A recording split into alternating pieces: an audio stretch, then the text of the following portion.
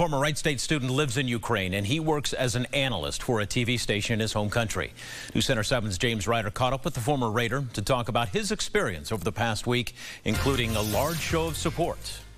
I talked with Vladislav Farapanov, who is from the Ukraine, but he went here to Wright State from the fall of 2019 to March of 2020. Since then, he's been back in his native Ukraine, and over the past week, as you can imagine, he's had a lot of sleepless nights.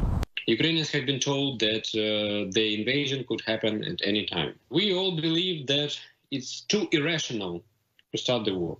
It's not even to start, to begin the full-scale invasion. He got a phone call shortly after the invasion started. He says there was something different in the atmosphere. He's heard the sounds of war and seen some unnerving moments. Nothing, though, compares to the uncertainty he felt in the first few hours calling his family. I called them, and it was a very uncertain feeling, probably the worst feeling ever that I have experienced. He goes by Vlad for short here in the States, since some people may have trouble saying Vladislav.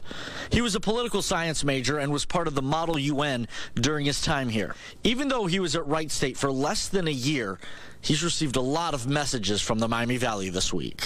I'd say around 100 people reached out to me on different levels, including some current politicians. I did not realize how much people really are eager to help.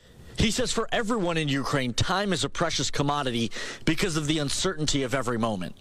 Vladislav doesn't want to reveal his location and uses digital backgrounds to try and help conceal his location for fear of retaliation. But he says action needs to be taken to try and stop these Russian attacks.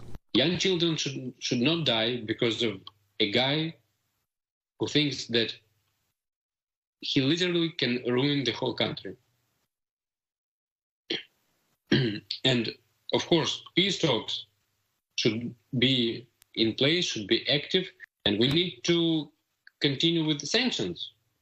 Because even if Russia says, look, we don't care about sanctions, but it's just not true.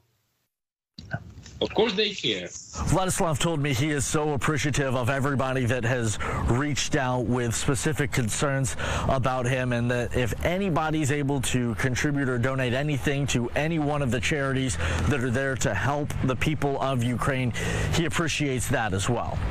Reporting at Wright State University, James Ryder, News Center 7.